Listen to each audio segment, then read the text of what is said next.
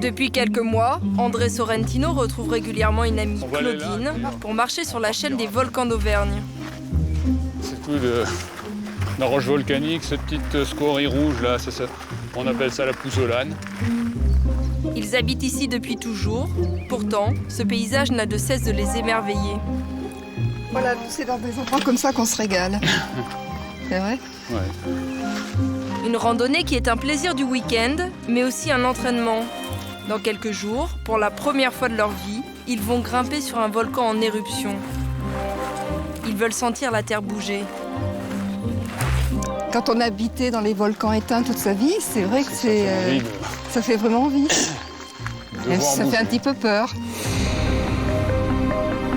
Celui qu'il s'apprête à affronter le temps d'une nuit, c'est le mythique Stromboli, en Sicile.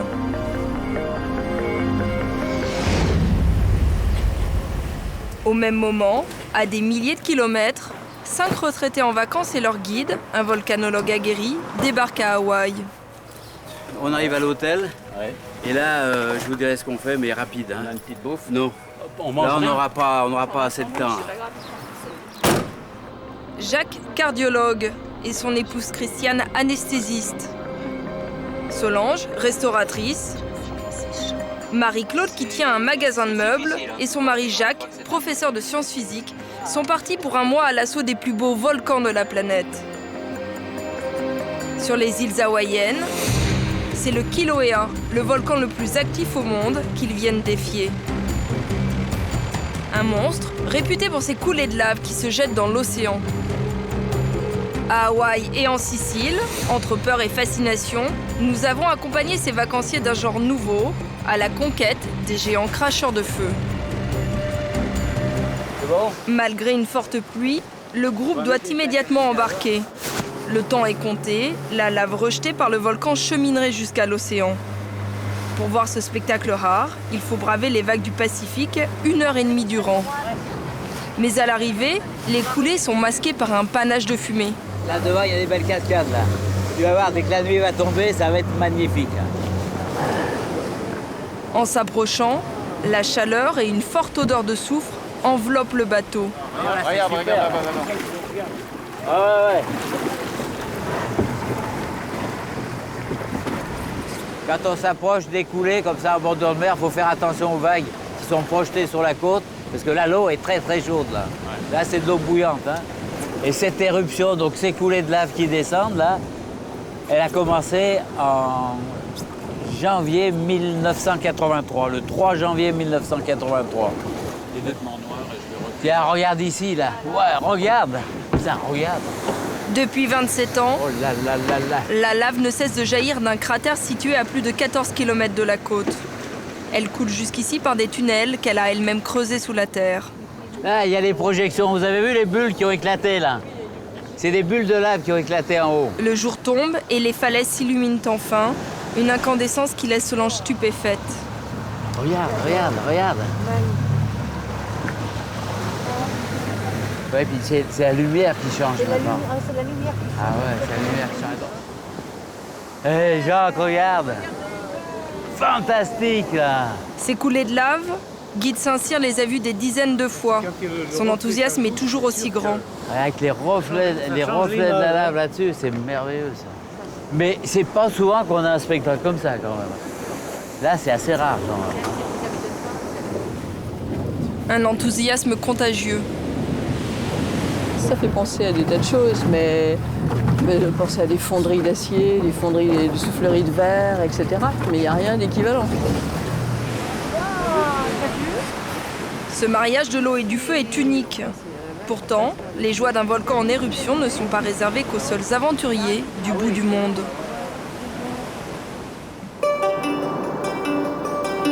À 2 heures de vol de Paris, l'aéroport de Catane en Sicile.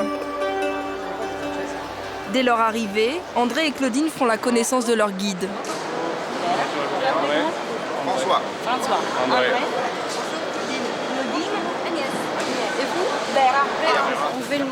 Pour 8 jours en Sicile, nos vacanciers ont chacun dépensé 1 400 €. Et très rapidement, ils se découvrent un autre point commun. Pourquoi est-ce que vous avez choisi de venir grimper les volcans? Parce qu'on est tous auvergnats. On aime les montagnes, les volcans. Et en voir des actifs, ça nous change de nos volcans endormis. On va aller prendre des notes pour venir leur expliquer comment il faut faire. Stromboli est la plus lointaine des îles éoliennes, au nord de la Sicile. Pour la rejoindre, le groupe embarque pour 2h30 de bateau.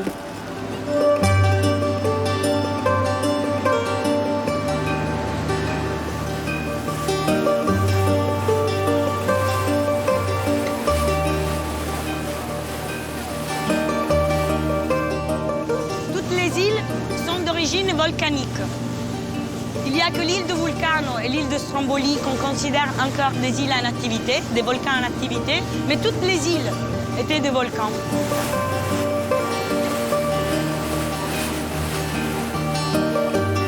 Cette traversée sur les flots plonge André dans la mythologie grecque.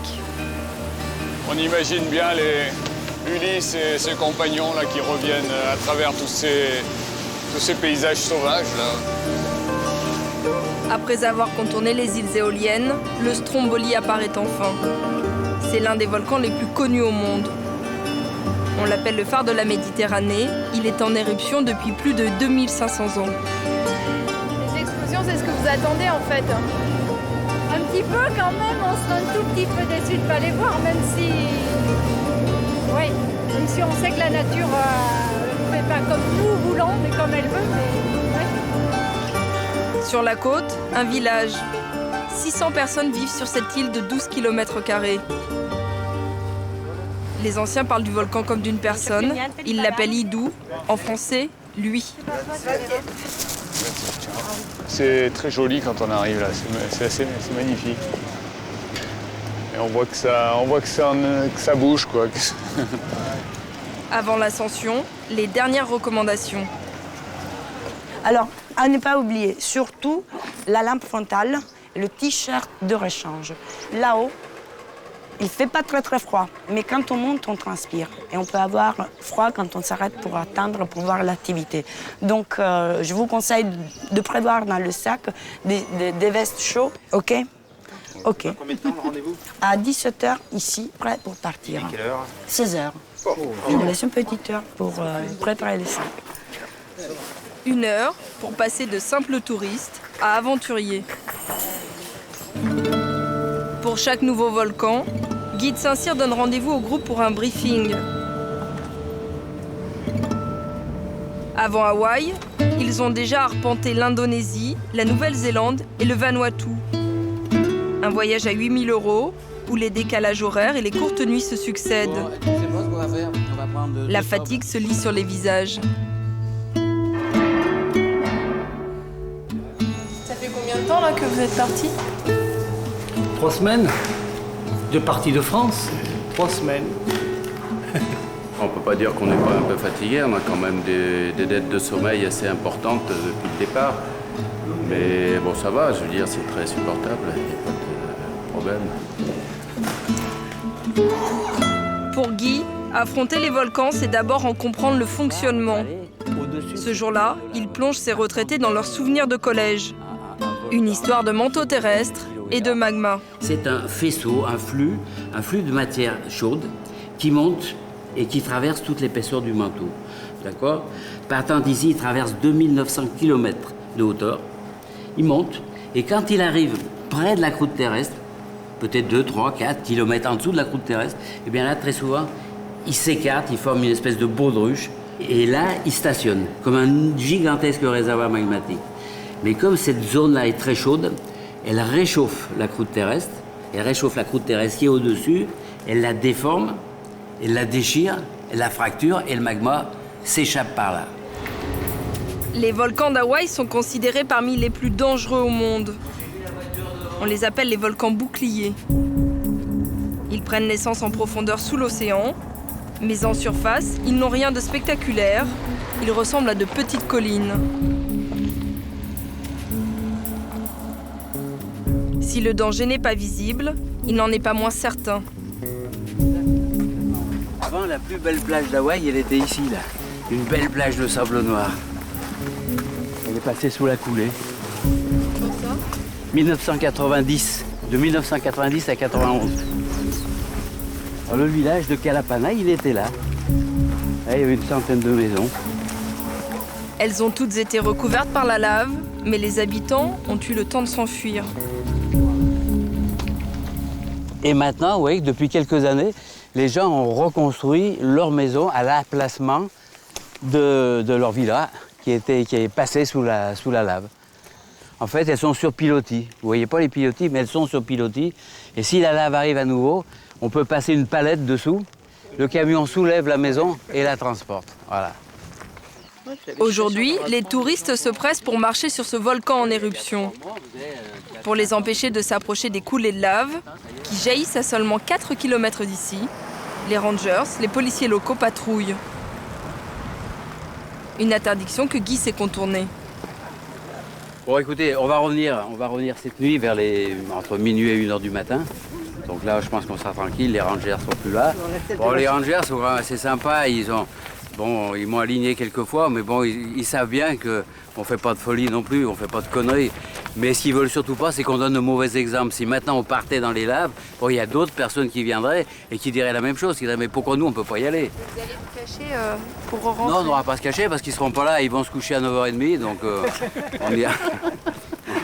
on ira un petit peu après. Voilà. Mais s'approcher au plus près d'un volcan en activité n'est pas toujours aussi simple. À Stromboli, impossible de jouer avec les autorités. On va passer du rêve à la réalité ou au cauchemar.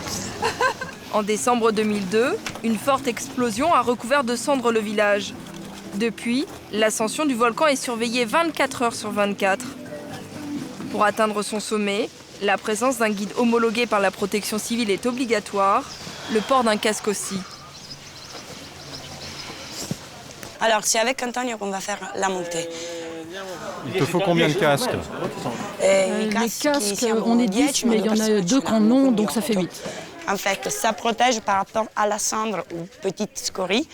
Et puis pendant la descente aussi, ça nous protège parce qu'il y a des endroits où on peut avoir des cailloux qui roulent. Ça ne protège pas par rapport aux bombes. Mais par contre, avec la couleur, on reconnaît de quel groupe faisait partie la personne qui se trouve sous la bombe. C'est une première identification. Lui, il faisait partie du groupe d'Antonio. Avant d'être autorisé à grimper, une dernière formalité. Le groupe doit signer une décharge de responsabilité en cas d'accident. Ça vous fait hésiter, André? Je pense que s'il y avait vraiment des risques, ils nous feraient pas monter, quoi, quand même. Pendant des années, André a rêvé de ce voyage avec sa femme Annie. Mais elle a été emportée par un cancer. Une maladie à laquelle Claudine fait face depuis 1 an. Pour elle, cette ascension est un défi. Combien de temps pour arriver en haut? À partir d'ici, 3 heures à peu près. Le cratère se situe à 924 mètres de hauteur. Ça va, le rythme va bien. En ce moment, on ne voit pas les cratères, mais ça, c'est ici. C'est génial.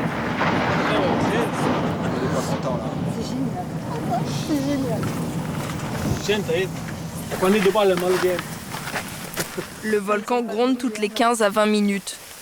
Voilà. C'est impressionnant. Ça risque de m'impressionner plus que les explosions de scorie. Hein. Bien en forme. Oui, nous pose un peu. Puis en fait, il nous dit, bah alors, qu'est-ce que vous faites là-bas? Dépêchez-vous. Le groupe n'est pour le moment qu'à une centaine de mètres de dénivelé. Mais l'un d'entre eux est déjà en difficulté. Il a perdu sa Made in chinois, ouais. Voilà, on achète de la caille. Il y a des trous dans la... Ça fait quoi dessous? C'est le pied? Oh oui, je veux marcher, oui. Tu arrives à marcher? Oh, puis après, je défraie le lacet, puis on a fait l'armée, hein. On va se débrouiller. Antonio, le guide, vient à son secours. Il a plus d'une corde à son arc. Quand même. J'ai pas ma super. Metti il piede là, aspetta. Et ton pied.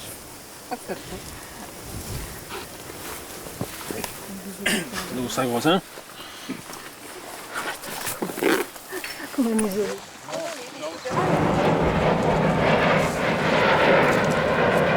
La montée du volcan reprend Et 200 mètres plus haut, le groupe découvre la célèbre Chiara del Fuoco, autrement dit l'allée de feu. Tout timide au début, puis après... Le bruit des explosions se fait plus présent, les cratères se dévoilent. Mais à l'œil nu, l'éruption n'est pas visible. Le rouge, on le voit que dans la nuit. Il ne faut pas avoir la lumière. C'est comme le feu d'artifice quand on le fait dans la journée. On ne le voit pas. Donc il faut attendre qu'il fasse nuit pour pouvoir voir bien le rouge. Mais en fait, lui, il fait toute la journée. Il n'a pas que la nuit qu'il a des explosions. Ça va, Claudine? Ça va, je vais épuisée, mais je crois que ça vaut le coup quand même. J'ai vraiment envie d'être là-haut pour avoir peur du bruit et l'entendre très très fort.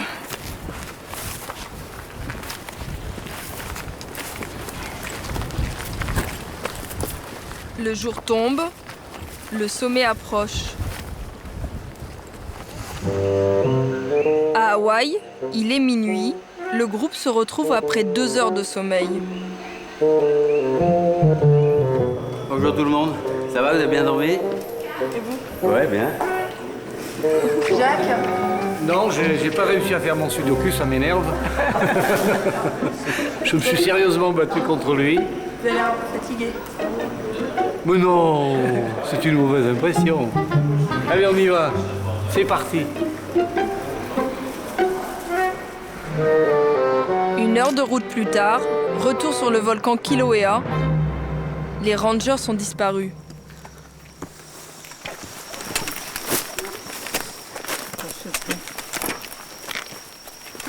À partir de maintenant, on marche les uns derrière les autres. On se suit. Là où je passe, en principe, si vous ne me voyez pas disparaître, c'est que c'est solide. Donc vous passez. Très vite, le groupe marche sur des coulées de lave, vieilles de quelques jours et encore chaudes. C'est chaud. Ah, une trentaine de degrés, facile, hein, même peut-être entre 30 et 40 degrés. Oui. Sous leurs pieds, 10 cm de croûte les séparent des tunnels de lave en fusion qui se dirigent vers l'océan. Il y a des grosses crevasses et on voit des flammes dessous. Ça fait un petit effet quand même. On voit du rouge là-dessous. Regarde. Le feu fait son apparition et chez certains, l'appréhension aussi. Je suis pas très rassuré. Pourquoi? Parce qu'on est toujours soumis à C'est l'intérieur. l'enfer là-dessous. Bon, ça a l'air assez épais, mais Et c'est pour ça que vous êtes venus? un petit peu, oui. C'est là que la réalité commence à prendre le dessus. En se disant, est-ce qu'on a bien fait? Soudain, à quelques mètres du front de mer, une plaque de lave cordée, de la lave refroidie, se soulève. Là, voilà une jolie petite coulée, là. Et elle s'est ouverte juste pour vous, là. Alors, une faille, ça peut s'ouvrir en une fraction de seconde, et vous avez vu le débit et la vitesse au départ. Est-ce que ça veut dire que ça peut s'ouvrir sous nous comme ça aussi d'un seul Oui, coup? ça peut s'ouvrir partout. Oui, ça peut s'ouvrir partout, à n'importe quel endroit. C'est pour ça qu'il faut toujours être très vigilant, regarder à gauche, regarder à droite tout le temps. Et il y a des signes, hein? Il y a des soulèvements. Il y a un soulèvement, vous le voyez, ça se passe... Ah ouais. Là aussi, ça c'est sous le toit, la plaque, elle est en train de se soulever aussi, là. Voilà. Guy emmène alors le groupe au bord des falaises, à la sortie des tunnels de lave. Les chaussures chauffent. Au sol, la température s'élève à 200 degrés. Vous restez ici, hein, vous dépassez pas, là. Viens, Jean-Marc, tu peux venir.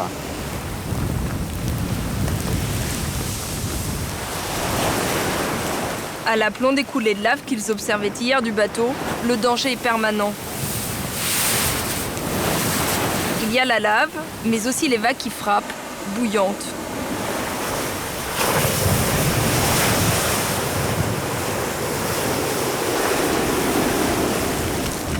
Ça vous laisse sans voix, Solange.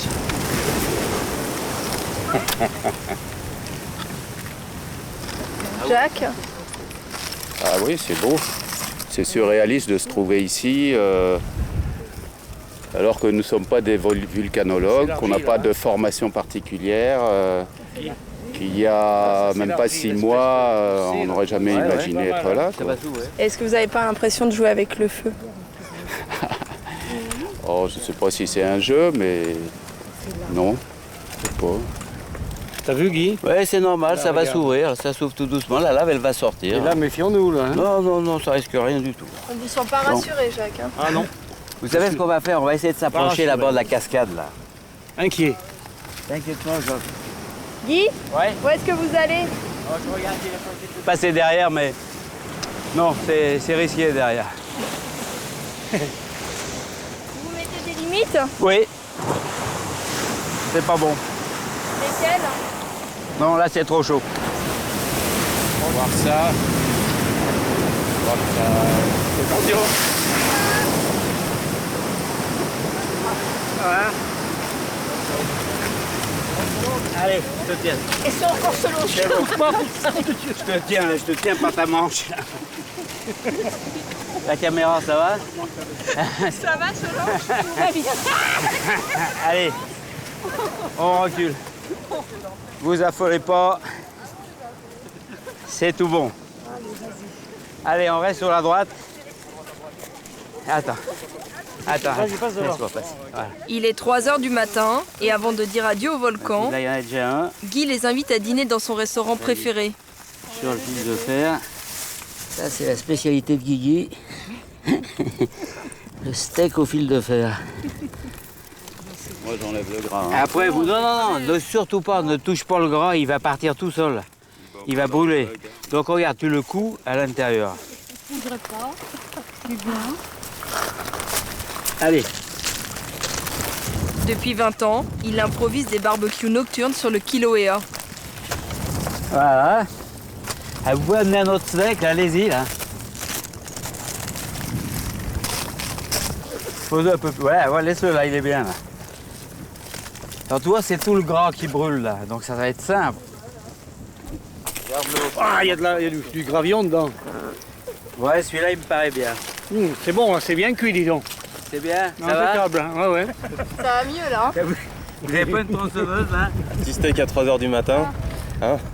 Tu veux goûter? Tiens, je te rends ça. Allez. Alors, je répète ce que j'ai dit, les uns derrière les autres, et vous laissez 5 mètres entre vous. Qui est-ce qui ferme? Jacques, Solange et les autres repartent d'Hawaï sains et saufs, avec le ventre plein et cette satisfaction d'avoir goûté à l'aventure. Mais qu'en est-il à des milliers de kilomètres au sommet du Stromboli? Là-haut, après 1h30 d'attente dans le froid, les nuages ont déserté le volcan. Allez, vas-y, fais une petite explosion. Au fond du cratère, 4 bouches qui tour à tour bouillonnent et explosent. La plus petite n'est apparue qu'en janvier dernier. C'est d'elle que surgit ce bruit semblable à un réacteur d'avion. Elle est en phase de dégazage permanent.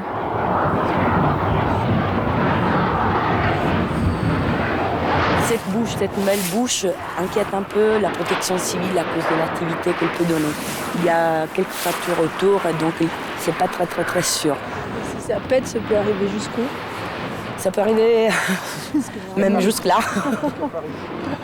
Ça peut arriver très haut et puis ça peut retomber tout autour. Donc là, on est vraiment tout près. Pour le moment, les gerbes n'atteignent que 250 mètres de hauteur.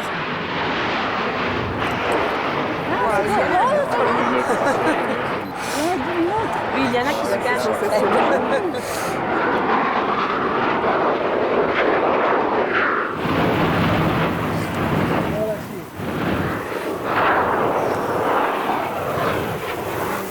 Vous attendiez à ça? J'en sais rien, je sais pas à quoi je m'attendais, mais le résultat est au-delà de mes espérances. Non, c'est vrai que c'est magnifique. Hein.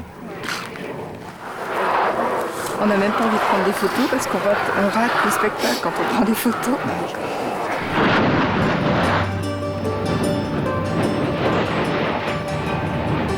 La durée autorisée au sommet est désormais écoulée. Avant de partir, le groupe remercie Antonio. Sans lui, il n'aurait jamais pu accéder au cratère, une zone où peu de touristes se sont déjà risqués. Bon, maintenant qu'on part, tu peux éteindre. Alors, toujours Antonio sera le premier et moi toujours la dernière. Ok. Je recommence. Ok, on y va. Mais André a du mal à s'en aller. Je pense à tous ceux qui auraient voulu voir ça et j'ai un peu d'émotion parce que je pense à Annie qui aurait voulu voir ça et qui n'avait pu. Et puis à beaucoup de gens, quoi, beaucoup de gens. C'est quand même j'ai quand même beaucoup d'émotions là. Mais j'irai voir d'autres volcans. Je pense que c'est un peu ça le résultat de ce voyage.